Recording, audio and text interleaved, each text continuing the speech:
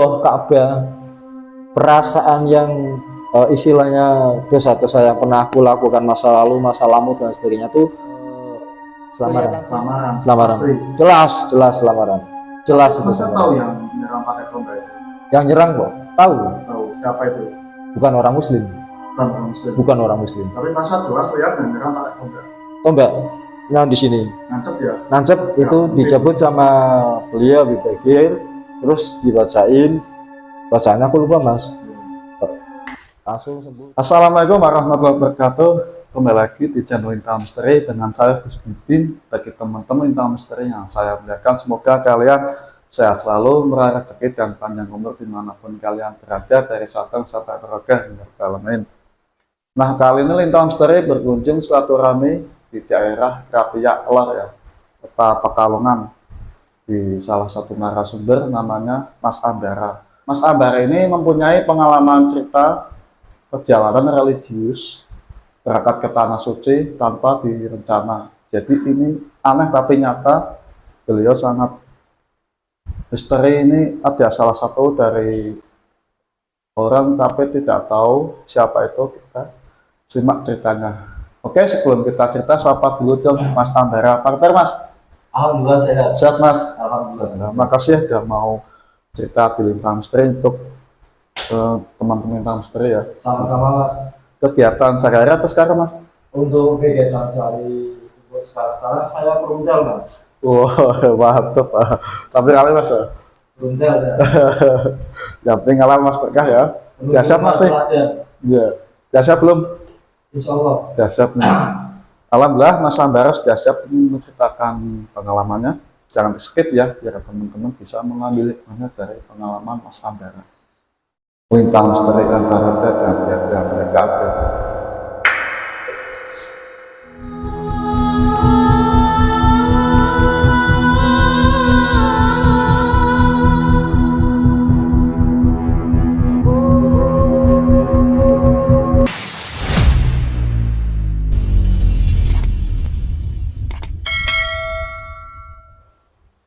Monggo Mas, alam pertama Nggih. kok sampai berangkat ke Tanah Suci tanpa direncana? Oke, sebelum kita mulai, kita baca bismillah dulu. A'udzubillahi minasyaitonirrajim. Bismillahirrahmanirrahim. Alhamdulillahirabbil alamin. Wassalatu wassalamu ala asyrofil anbiya'i wal mursalin wa ala alihi wa sahbihi ajmain, amma ba'du. Jadi pada waktu itu tahun 2019 saya itu mendapatkan sebuah perjalanan yang tidak pernah ada di dalam pikiran dan dalam benak saya. Tidak pernah terlintas pikiran untuk bisa pergi ke Tanah Suci. Mana mungkin saya bisa pergi ke Tanah Suci, sedangkan secara finansial saja saya nggak ada.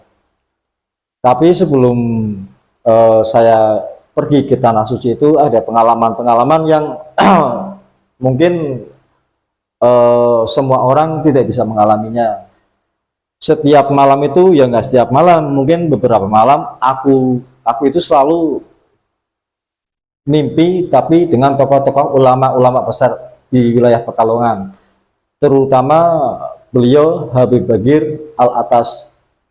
Padahal saat waktu itu aku belum pernah berjumpa dan belum pernah bertatap secara langsung dengan beliau. Tapi beliau itu sering menampakkan diri dalam mimpi saya. Akhir singkat cerita, aku penasaran beliau ini siapa, kok selalu masuk ke dalam mimpi saya. Pada saat itu, kalau untuk mengingat tanggal dan hari aku lupa, tapi kalau untuk tahun saya ingat. Tahun 2019 saya sholat jamaah di Rogoh, tempatnya kan di Jalan Agus Salim kan. Waktu itu sholat maghrib berjamaah. Saat itu aku sholat jamaah di situ, sholat jamaah pada umumnya sama muhibbin makmum dan yang lainnya.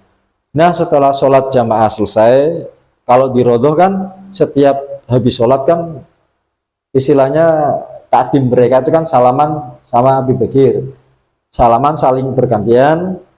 Nah, pas giliran aku salaman, aku cium tangan beliau, aku bilang seperti itu ya sebenarnya istilahnya mungkin dalil adab atau nggak sopan atau gimana aku nggak tahu, cuman di dalam hati ini sudah ingin ngomong. Akhirnya aku bilang sama beliau, Bib, maaf Bib, saya ini jujur ingin sholat di Masjidil Haram.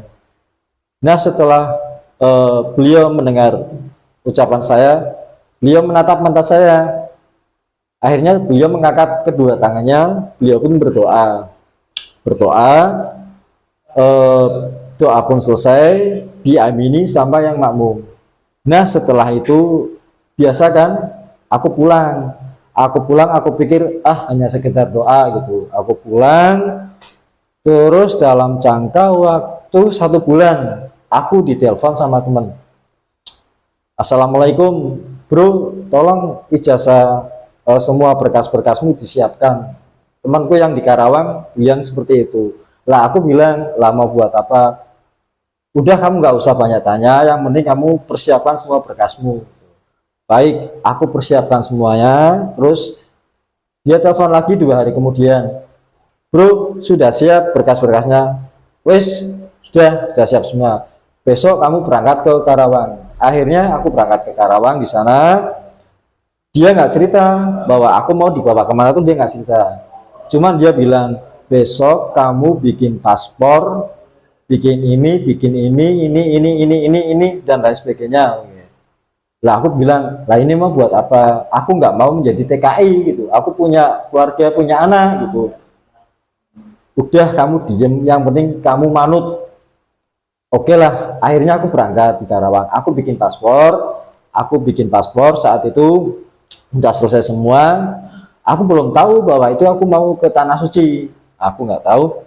Terus aku bilang, bro ini mau buat apa bro? Aku nggak mau jadi TKI. Udah tenang aja gitu. Terus besok kamu pulang dulu ke Pekalongan. Akhirnya aku pulang kan. Aku pulang selisih 1 minggu. Dia telepon lagi, bro kamu kesini lagi ke Karawang. Habis ke Karawang kamu ke Cikarang gitu. Lah ngapain gitu. Wes kamu kesini gitu. Akhirnya aku berangkat ke sana. Kamu ngambil tas, ngambil bikin visa, suntik mininisin dan lain sebagainya. Akhirnya aku nyambung, ini umroh ya, ini ke Tanah Suci. Aku bilang, iki aku neng Mekah kan, terus kira usah akan takon ke mangkat. Lah aku mangkat nganggo Google Map gitu. Pakai Google Map, karena aku nggak tahu kan mas ya. Oke lah, bismillah. Akhirnya aku berangkat ke daerah Bekasi itu. Aku lewat Kalimalang kan, aku sendiri berangkat ke situ. Di situ aku diproses, disuntik mininisin dan sebagainya. Akhirnya aku tahu, oh bahwa ini aku mau ke Tanah Suci. Akhirnya aku pulang, selesai ke Karawang gitu. Wes ngerti kan jawabannya. Temanku bilang seperti itu. Cuman aku nggak punya persiapan, aku nggak punya uang sepeser pun. Bismillah mangkat gitu. Udah kamu pulang dulu, nanti kamu tanggal 9 kalau nggak salah 9 tahun 2019 bulan April kamu berangkat gitu. Serius ngapain ini paspor? Oke. Akhirnya aku pulang kan, aku pulang ke Pekalongan. Aku bilang sama istri, mah aku mau ke Tanah Suci. Otomatis kan kaget kan istriku. Saat itu aku secara finansial aku nggak ada patukku di mas, stres kok ya. Akhirnya kan mah paspor jadi semua, aku tinggal berangkat, tas sudah tak ambil, cuman tak tinggal di Karawang gitu. Lah pada hari H tanggal 9 itu aku berangkat. Tapi maaf, sebelum aku cerita keberangkatan, aku cerita 1 minggu sebelum aku berangkat ke Tanah Suci. Saat itu aku sholat asar di Raudhah, di tempatnya Habib Bagir kan ya. Aku sholat asar di situ, aku nunggu gitu. Aku sendiri, waktu itu masih sepi sendiri. Aku nunggu, aku pikir dalam hati, ini sholat asar jamaah sudah selesai apa belum gitu. Terus selisih beberapa menit kemudian ada bapak-bapak tukang becak lah istilahnya. Dia tuh pakai sarung kayak gini, pakai sarung. Mas, sepertinya ini sholat jamaahnya sudah selesai, Mas. Gitu. Kita sholat jamaah sendiri aja berdua. Ya kalau gitu ya enggak apa-apa Pak, dengan saja yang jadi imam, saya yang jadi makmum, karena Bapak kan maaf Pak lebih tua dari saya. Udah wes woi kamu yang jadi imam. Udah Pak, saya yang masih muda Pak. Enggak, kamu jadi imam. Oke lah itu. Aku sholat, aku jadi imam, tukang becak itu jadi makmum kan. Sholat asar saat itu. Sholat dapat 2 rakaat. Habib Bagir itu dari samping itu datang jalan. Aku sholat seperti ini, maklum kan sholat orang seperti aku kan nggak khusyuk kan, nggak khusyuk seperti nabi-nabi. Aku ngelirik seperti ini, dalam hati aku bilang, ya Allah kok ada pikir, aku dapat 2 rakaat, akhirnya aku batalin itu sholat, aku batalin. Habib Bakir langsung deket bilang, lu jenengan itu bagaimana, orang masih menghadap Gusti Allah, ada saya mau jadi makmum, kenapa dibatalin gitu. Batalin sholat itu hukumnya haram. Iya Bib, saya tahu, cuman saya gimana gitu. Ya enggak usah gimana, saya itu apa derajatnya, Allah itu lebih tinggi. Beliau bilang seperti itu. Ya sudah, sekarang sholat lagi. Otomatis kan aku mundur kan, aku mundur. Beliau kan tinggi kan ya, beliau tinggi. Loh kok jenengan mundur, jenengan di depan, aku di ranggul seperti ini, suruh di depan. Aku kan bingung, Bib, lah ini gimana gitu. Jenengan yang jadi imam, enggak Bib, jenengan aja, jenengan. Enggak gitu. Ampun Bib, ampun, kulo mboten siap Bib, kulo mboten sakit. Sampai 3 kali, akhirnya beliau bilang, tolong jangan ditolak. Beliau bilang seperti itu, akhirnya baiklah Bib gitu. Akhirnya aku menjadi imam, Habib Bagir menjadi makmum, dan tukang becak. Berarti kan bertiga. Sholat asar selesai, salam, sudah salam, aku nengok ke belakang, ternyata yang menjadi makmum itu ternyata banyak, nggak cuman kita bertiga. Ya Allah, kok maksudnya kok orang-orang seperti aku, maaf aku kan bukan minimal aku Ustadz TPQ atau pinter ngasih dan lain sebagainya. Kenapa beliau kok bisa mempercayakan saya untuk menjadi imam sholat beliau, sedangkan beliau kan ilmunya kan bisa dikatakan ulama besar kan ya, ulama besar di Pekalongan. Setelah itu Bib yang berdoa dengan saja. Baiklah, akhirnya Habib Bakir yang berdoa selesai, akhirnya aku istilahnya aku gandeng beliau sampai ke tempat dia mau masuk ke rumah. Bib, izinkan saya untuk pegang tangan jenengan masuk ke dalam rumah. Tafadol. Aku gandeng, aku buka, terus aku bilang, Bib, alhamdulillah berkat doa panjenengan 1 minggu lagi saya bisa ke tanah suci. Beliau kaget. Alhamdulillah, insya Allah mabruk. Dia mengucapkan seperti itu 3 kali sambil tepuk-tepuk pundak saya. Setelah itu beliau masuk. Setelah itu kan saya pulang, saya di rumah. Ya Allah, ini mimpi apa? Iya gitu kan? Nggak mungkin lah aku menjadi seorang imam. Apa mungkin para murid-muridnya beliau atau muhibin beliau, santri-santri beliau, ada yang pernah menjadi imam beliau? Aku kan sempat punya pertanyaan seperti itu. Tapi kalau Allah sudah menghendaki kan apapun bisa terjadi. Nah setelah itu aku berangkat, 1 minggu aku berangkat ke Karawang dulu kan, sebelum aku berangkat umroh. Aku berangkat ke rumah temanku, dia bilang, Dian, siap gue. Ya sebenarnya sih aku siap nggak siap, soalnya aku takut. Lah takut kenapa? Nah kan kamu tahu sendiri kan, beberapa bulan yang lalu aku melakukan banyak dosa. Nah sekarang kok aku langsung harus ke tanah suci, ke Baitullah, kan nggak mungkin kan. Antara rasa senang dan rasa takut itu 50-50. 50% aku bahagia, 50% aku takutnya aku di sana ada apa-apa gitu. Udah bismillah gitu. Terus kamu punya uang enggak? Punya sih, berapa? 46 gitu. Pikir dia 4.600.000. Nah itu lumayan bisa buat uang saku di sana. Aku buka dompet, aku kelar itu Mas, receh semua itu. 46.000 rupiah. Nah, lah temanku bilang, Diam we, gila kamu, stres gitu. Kamu mau ke Arab, kamu mau ke tanah suci, bawa uang 46.000 rupiah. Dia sekarang gini, kamu tak kasih uang saku 2 juta. Nggak usah bos, gitu. Nggak usah gian gitu. Nah, misalkan kamu mau ngasih uang 2 juta, mendingan kamu transfer ke istriku aja. Aku mau bawa uang segini aja. Kamu serius? Insya Allah aku serius. Aku di sana mau ibadah, nggak mau beli ini, beli itu, nggak macam-macam gitu. Yakin, yakin. Akhirnya uang 2 juta itu ditransfer ke istri saya. Ditransfer, terus bismillah aku berangkat bawa uang 46.000 rupiah. Perjalanan dari Bandara Soekarno-Hatta ke Jeddah kan 9 jam kan naik pesawat. Alhamdulillah perjalanan itu tidak ada istilahnya langsung, nggak ada transit dan lain sebagainya. Turun di Jeddah, di sana pertama arah yang dituju itu bukan Madinah, tapi langsung ke Mekah. Begitu turun di tanah suci Mekah, tas otomatis kan diambil sama petugas-petugas hotel, diangkat semua. Belum sempat masuk ke hotel, langsung tawaf. Pertama saat aku tawaf, jujur mas ya, awalnya aku sehat mas, aku sehat.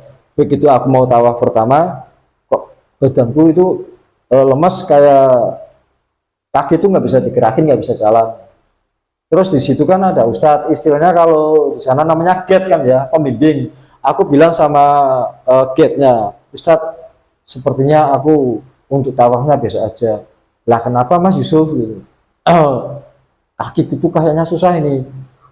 Gini aja Mas, panjenengan baca sholawat, tidak usah banyak-banyak, 11 kali aja. Sambil jalan, insya Allah khair. Khair itu kan artinya baik kan. Baik ya, akhirnya aku jalan baca sholawat 11 kali. Alhamdulillah yang aku rasakan tadi itu lenyap semua mas. Aku jalan masuk ke Masjidil Haram kan lurus. Begitu melihat Baitullah Ka'bah, perasaan yang istilahnya dosa-dosa yang pernah aku lakukan masa lalu, masa lalu dan sebagainya tuh kelihatan semua seperti aku nonton bioskop. Kelihatan semua dosa-dosa yang pernah aku lakukan itu tergambar semua. Aku tuh sudah mau nahan mas, nahan nangis. Karena apa? Aku kan punya tato. Aku pikir masa tatona nangis kan nggak mungkin kan? Aku tahan, nggak bisa mas. Tetap meneteskan air mata. Nah di situ momen terbesar. Ya Allah, ini mimpi atau enggak ya? Sampai aku nampar sini sendiri mas. Ya Allah ini ternyata real ini bukan mimpi. Akhirnya aku tawaf selesai kan, 1 kali 1 putaran, 2 kali 3 kali sampai 7 kali. Tapi selama aku tawaf itu aku tuh dilihatin sama polisi atau tentara yang di sana, dilihatin terus. Setelah 7 kali tawaf selesai kan, aku dipanggil pakai bahasa Arab, mungkin aku nggak paham kan ya, ta'al gitu ya. Aku ya dia pakai bahasa Arab, aku pakai bahasa Jawa. Dia mas sonopo, aku bilang seperti itu kan, tatoku di sini, maaf mas. Lalu mesti dia bilang seperti itu. Stiker mas, aku tuh kuciki iki ya dia oke. Sahih, Masya Allah, dia bilang seperti itu. Akhirnya selesai, yang lain kan pulang ke hotel. Cuman aku nggak pulang ke hotel mas. Aku pikir kalau aku pulang ke hotel, aku tidur di hotel, ini namanya nggak ibadah. Berarti aku cuman pindah tempat tidur aja. Akhirnya aku duduk di depan Mekah sampai di depan Ka'bah sampai malam. Aku nggak pernah pulang ke hotel sama 3 hari 3 malam. Nggak pernah aku tidur di hotel. Paling aku kalau ke hotel itu pagi makan, habis makan sarapan pagi aku ke Ka'bah lagi, terus selama 3 hari. Setelah 3 hari selesai kan pindah ke Madinah. Perjalanan ke Madinah kurang lebih naik bis itu sekitar 8 atau 9 jam juga. Setelah sampai di Madinah itu kan sudah lumayan ringan kan, sudah lumayan ringan. Alhamdulillah hotel yang di Mekah ataupun hotel yang di Madinah itu nggak jauh dari Masjidil Haram ataupun masjid yang berada di Madinah, Masjid Nabawi. Jadi enak. Setelah itu orang-orang kan tanya, aku tuh nggak kenal semua mas orang-orang di situ, yang satu angkatan aku nggak kenal. Sampai ada yang tanya, mas jenengan itu kerja sama siapa, Pak Rusli, yang di bagian apa, yang di bagian properti atau yang di PT ini atau yang di PT ini. Saya itu orang Pekalongan, saya nggak kenal sama Pak Rusli, saya nggak kerja sama Pak Rusli, dan saya bukan karyawan Pak Rusli. Lah karyawan Pak Rusli itu bilang, loh kok bisa masnya bisa nyampe sini? Saya nggak tahu Pak, saya nggak tahu. Enggak mas, soalnya gini, saya perhatikan dari mulai Mekah sampai ke Madinah, mas itu nggak pernah pulang masuk ke hotel. Dan yang lain belanja, kok mas nggak pernah belanja gitu. Kan kalau karyawan Pak Rusli itu dapat uang pesangon, satu orang itu 5 juta. Jadi semua itu dikasih sangu 5 juta mas. Aku kan bukan karyawan, aku cuma bawa uang 46.000. Itu masih utuh itu uang. Ini dengan bawa uang saku mas, bawa gitu. Lah sudah beli kurma belum mbak gitu. Maaf mas kalau boleh tahu dengan bawa uang saku berapa? 46 mbak. 4.600.000. Enggak pak, 46.000 rupiah. Ah yang bener mas gitu. Demi Allah pak, aku buka lagi di situ tuh di Madinah, aku buka lagi. Loh ini uang buat apa? Rencana mau buat beli galon mbak, mau buat naruh air zam-zam. Oh gini mas, aku ada rezeki ini nanti buat beli kurma. Aku pertama itu dikasih 100.000. Enggak usah pak, enggak usah, udah enggak apa-apa. Terus setelah aku keluar dari masjid Nabawi, aku mau masuk ke hotel, aku dipanggil lagi sama orang. Mas Sambara sini, Mas Sambara sini. Mas Sambara sudah beli apa oleh-oleh buat yang di rumah. Nanti Pak, gampang lah gitu. Mas ini ada sedikit dari kawan-kawan, dikasih lagi Mas 300. Terus ada yang ngasih 500. Pokoknya setiap hari itu aku dikasih uang sama orang-orang yang enggak aku kenal sama sekali. Aku total uang itu ada 3 juta mas. Ya Allah kok aku di sini malah dapat uang banyak 3 juta. Akhirnya yang uang 3 juta itu 1.500.000 aku beliin oleh-oleh, yang 1,5 aku bawa pulang. Oke, ini cerita masalah itu. Sekarang cerita kronologi yang berada di Tanah Suci. Alhamdulillah, senakal-nakalnya saya, seburuk-buruknya saya, waktu ke Tanah Suci, perjalanan di situ, ibadah di situ nggak ada halangan, semuanya lancar, nggak ada istilahnya kan kalau di Tanah Suci itu kan apa namanya surga yang nyata kan ya. Orang yang banyak dosa katanya begini begitu begitu, ndak ada sama sekali. Justru di situ auranya itu untuk ibadah itu sangat jauh berbeda dibandingkan kita di sini. Kalau di sana sebelum azan itu kita menunggu, justru menunggu. Kalau di sini sudah azan, sudah qomat, kita masih ngerokokan, masih ngopi. Auranya itu sangat berbeda kalau di sana. Sebelum azan itu kita sudah jalan ke dalam perjalanan ke masjid. Auranya sangat jauh berbeda. Ada yang ditanyakan lagi mas?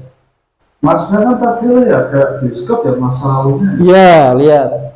Itu dari mana mas? Dari Mekahnya atau dari Tatunya? Anda begitu aku melihat Ka'bah itu Ya. langsung memoriku kesalahan semua dari aku yang begini begitu dan lain sebagainya kelihatan semua. Itu yang bisa bikin nangis itu semua itu. Kenapa orang seperti aku diizinkan menjadi tamu Allah gitu. Terus pas waktu kaki nggak bisa jalan kan? Nah itu awal aku turun dari bis, kan dari Jeddah kan dijemput kan pakai bis sampai ke Mekah. Itu kan aku nggak masuk ke hotel, memang nggak masuk ke hotel. Tas itu diambil sama karyawan, taruh. Aku berdiri di hotel di depan. Perasaanku tuh udah nggak enak mas. Ya Allah, kok aku kayak mau pingsan gitu. Kuat enggak ini aku tawaf gitu.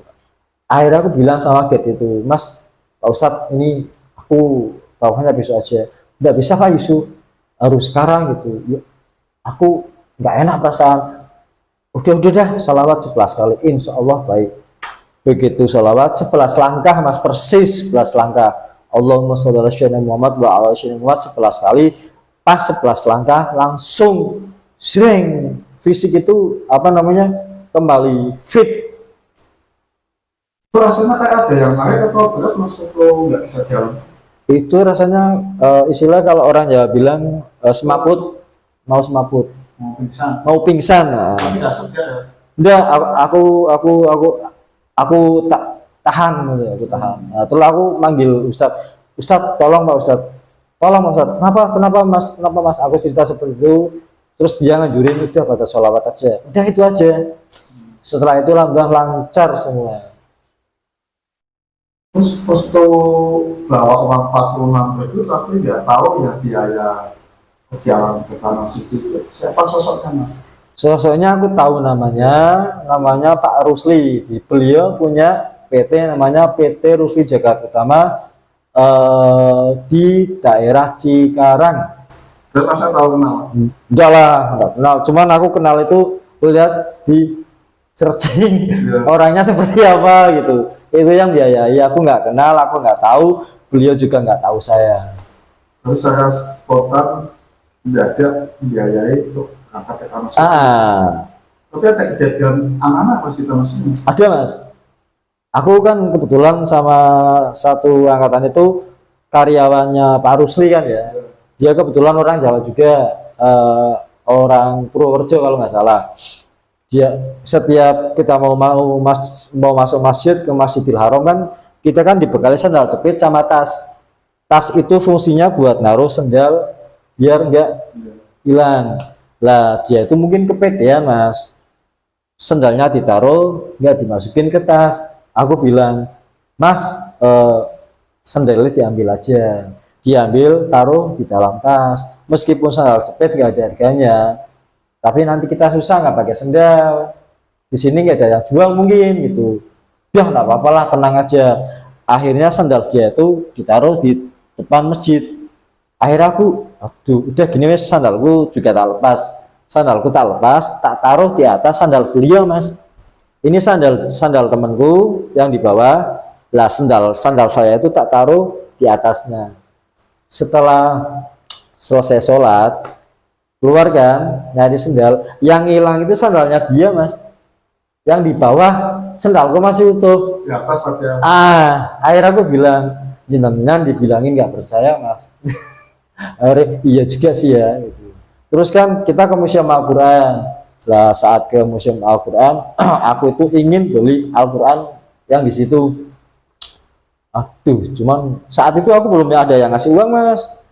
Aku pingin beli Al-Quran satu lah, nggak usah banyak-banyak. Akhirnya Ustadz yang di situ bilang, Pak Ambara kok nggak beli Al-Quran kenapa gitu? Nggak apa-apa Ustadz, nggak apa-apa.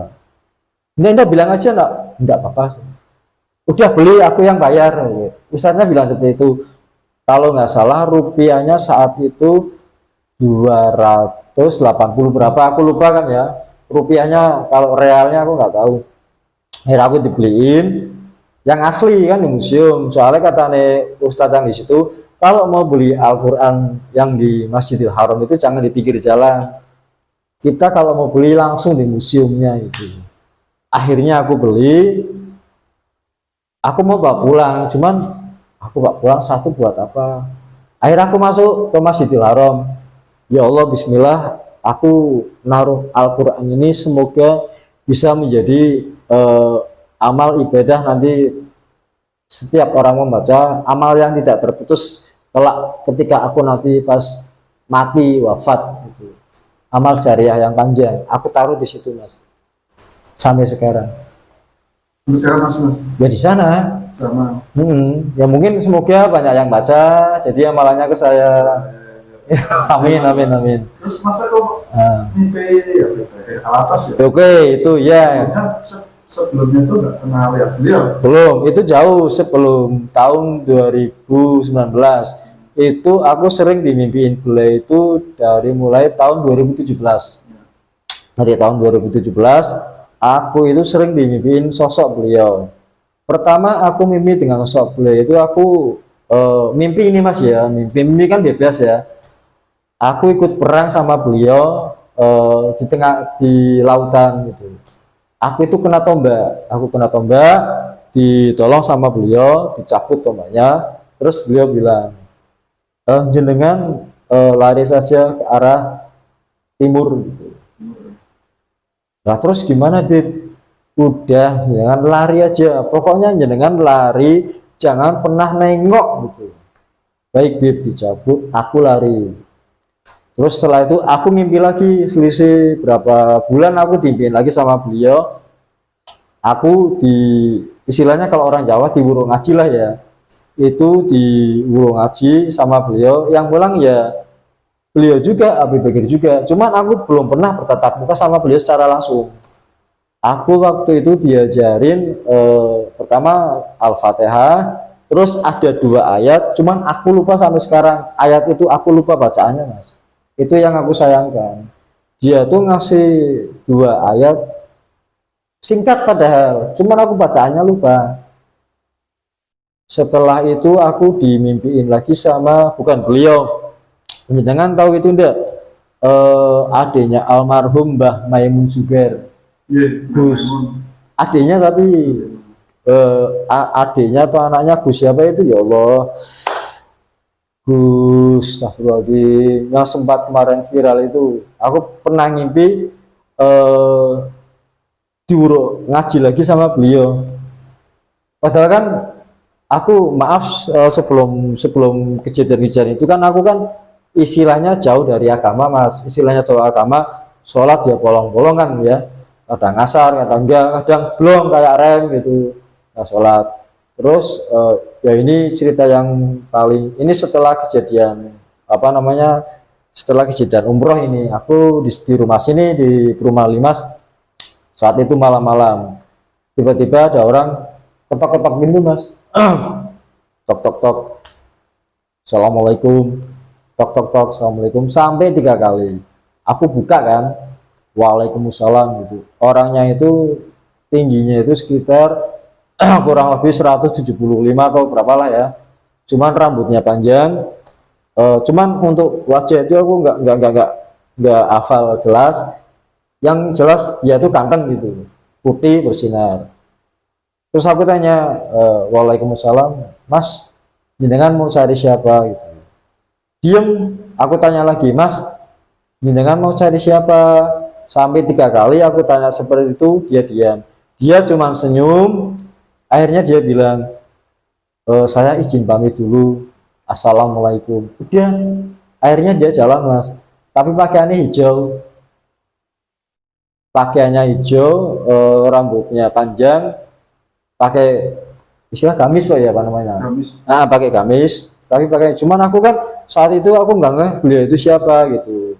Setelah aku tanya sama temanku, kebetulan temanku juga mualaf, orang Cina, tatunya banyak mas. Aku tanya cerita tentang masalah itu, dia bilang, apa mungkin beliau itu Nabi Khidir gitu. Cuman aku, enggak lah, masa orang-orang seperti aku ditemui beliau gitu. Nah terus dia bilang apa? Dia nggak bilang apa-apa mas, dia cuma mengucapkan salam 3 kali, setelah itu senyum, dia pergi gitu.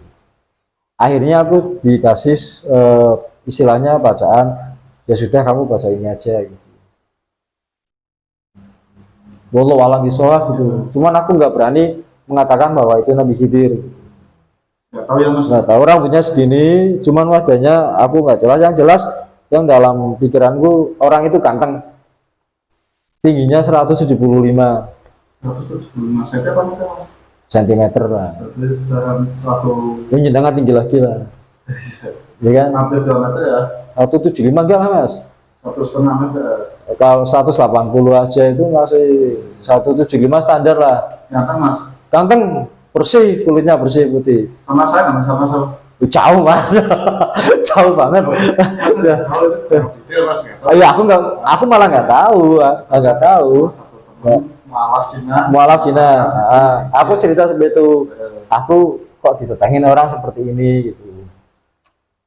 Terus kejadian aneh lagi pas saat di sini di Jalan Selambrang mas, ada orang tua. Aku masih naik motor, beliau itu bilang seperti ini, orang tua pakaiannya kumel lucuk gitu.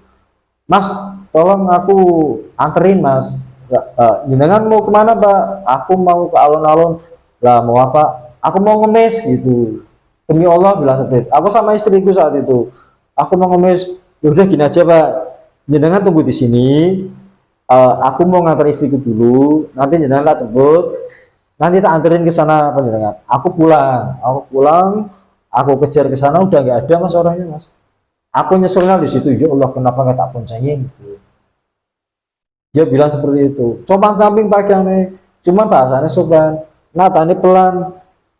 Assalamualaikum mas, saya minta tolong, saya diantar ke alun-alun gitu. Jangan mau apa? Saya mau ngemis. Dia bilangnya seperti itu. Ya udah gini aja Pak, jangan tunggu di sini duduk.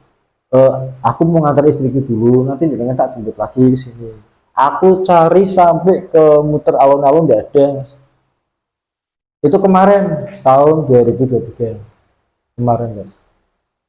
Tapi pas waktu Mas mimpi di laut ya, Iya. itu ya. Wah, itu panjang. Laut mana, Mas? Laut mana Mas tahu nggak? Pas Tahu. dalam mimpi. Laut mana Mas? Selamaran. Lamaran. Pasti. Jelas selamaran. Jelas itu Masa selamaran. tahu yang menyerang pakai tombak itu? Yang nyerang kok? Tahu. Tahu siapa itu? Bukan orang muslim. Bukan orang Muslim. Bukan orang muslim. Tapi masa jelas lihat menyerang pakai tombak. Tombak. Nah di sini. Nancep ya? Nancep itu dicabut sama beliau Bibagir, terus dibacain. Bacaannya aku lupa mas. Langsung sembuh terus beliau bilang kamu lari ke arah timur, nggak usah nengok. Kamu lari ke arah timur, nggak usah nengok gitu. Akhirnya aku lari ke sana. Itu mimpi itu berulang-ulang selama 3 kali sama. Mimpinya sama. Terus pas aku lari ke timur, tembusnya kemana Mas? Hutan. Tapi itu betul dari laut Selamaran. Selamaran. Tapi lihat istana tuh Istana enggak. enggak. Jadi yang aku lihat di situ itu pasukan, istilahnya pasukannya Habib Bakir, Muhibbinya itu dia itu bikin kayak perangko pakai bambu-bambu semua, kayak padepokan tapi pakai bambu semua, semuanya berkumpul di situ pada ngaji dan lain sebagainya.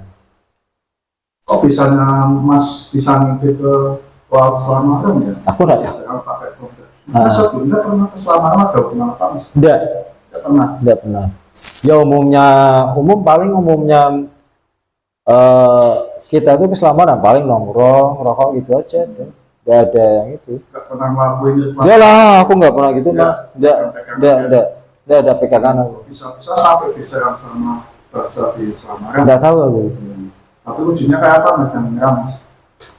Ya non muslim itu gimana ya? Ya pokoknya itu pakaiannya bukan mencerminkan bahwa dia itu seorang tokoh muslim lah. Tapi itu kelas sama mereka Mas.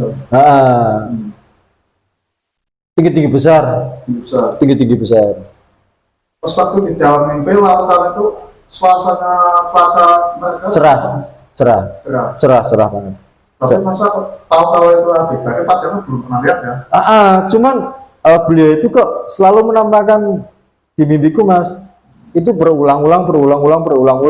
Mungkin aku kalau nggak aku cerita sama orang, mungkin aku dianggap gila. Termasuk aku ngimami beliau, mungkin aku dianggap orang gila. Nggak mungkin lah orang-orang seperti aku, minimal aku Ustadz TPQ, mungkin masih percaya berapa persen lah. Orang seperti aku, tato banyak, ya kan? Mas orang pilihan nih Mas. Oh ya wallahu alam. Kopi Mas. Wallahu alam. Ya kopi. Wallahu alam. Ya teman-teman, ini Mas hari ini termasuk luar biasa, beliau orang pilihan sampai ketemu beliau ke atas tempat perkawinan Habib Bakir adalah beliau ulang besar seluruh tempat perkawinan. Semoga beliau selalu sehat walafiat ya Mas. Amin ya Allah. Sama beliau Habib perkawinan, amin.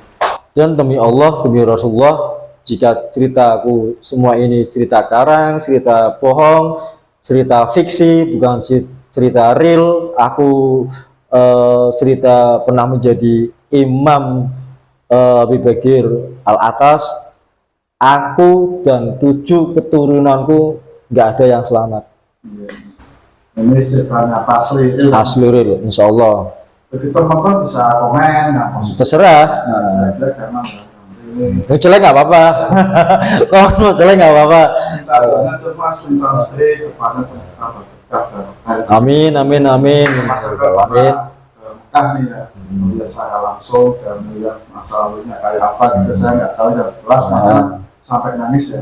Itu jelas lah. Awalnya nggak nangis mas, tak tahan mas.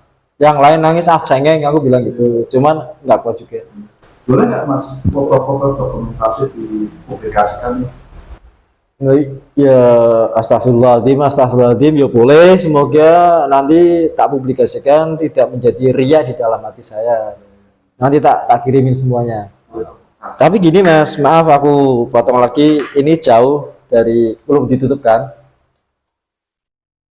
Dari tahun 2012 itu saya itu sering dekat dengan para ulama, termasuk Habib Lutfi bin Yahya. Foto-fotonya ada semua. Nanti aku kirim semua. Habib Lutfi bin Yahya, kalau Habib Begit belum. Aku itu termasuk dibilang akrab yang nggak akrab, dekat yang nggak dekat. Cuman beliau itu tahu saya, maksudnya hafal sampai sekarang. Itu aku dari tahun 2012 sampai sekarang. Terakhir kemarin aku ketemu sebelum istri beliau wafat, itu berarti tanggal 20 aku sowan ke tempat beliau, fotonya masih ada kok. Ini foto-fotonya dokumentasi milik Mas Andra pas waktu Tanah Suci ya Mas? Yeah.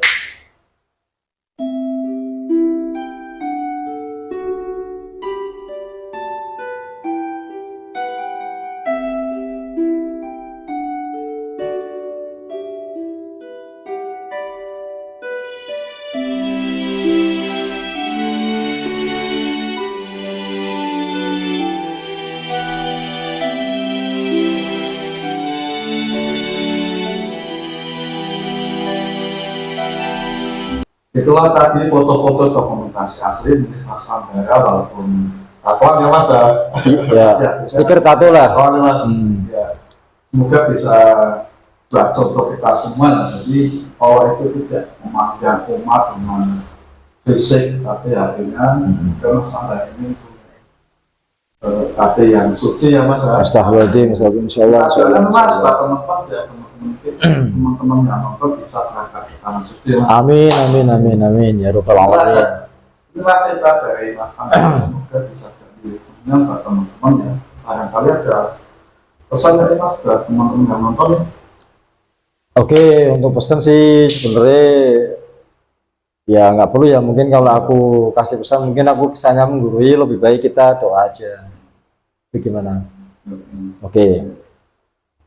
A'udzu billahi minasyaitonir rajim. Bismillahirrahmanirrahim. Alhamdulillahirabbil alamin. Hamdan yuwafi ni'amahu wa yukafi mashida. Ya Rabbana lakal hamdu kama yanbaghi li jalali wajhika wa 'azimi sultanik. Allahumma shalli wa sallim ala sayyidina Muhammadin fil awwalin wa shalli wa sallim ala sayyidina Muhammadin fil akhirin wa shalli wa sallim ala sayyidina Muhammadin fi kulli waqti wa hin wa shalli wa sallim ala sayyidina Muhammadin fil mala'il a'la ila yaumiddin. Allahumma salli ala sayyidina Muhammad salatan tunjina biha min jami'il ahwali wal afat wa tamdilana biha min jami'il hajat wa tutahhiruna biha min jami'i sayyi'at wa tarfa'una biha 'indaka a'la darajat wa tuballighuna biha aqsal ghayati min jami'il khairati fil hayati wa ba'dal mamat.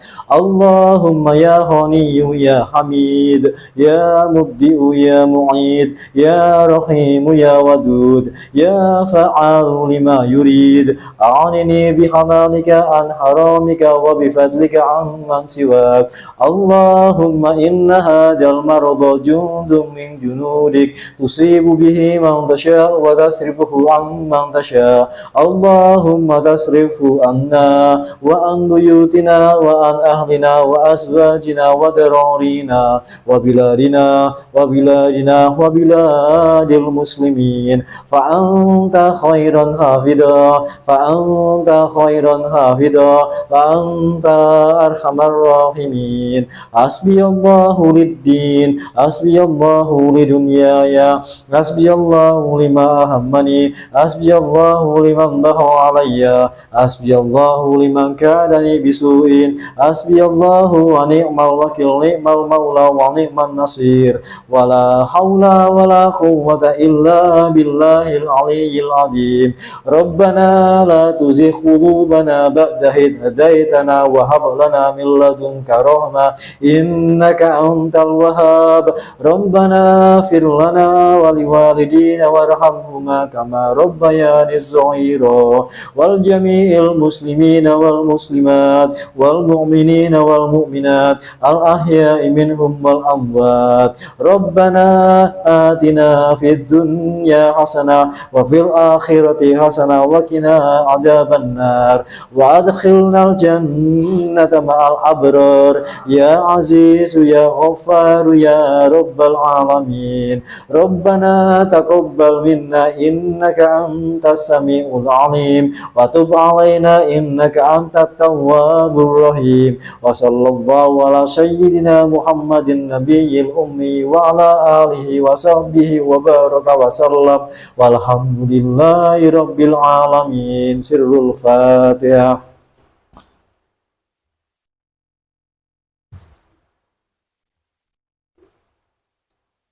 Ya kurang lebih seperti itu Mas.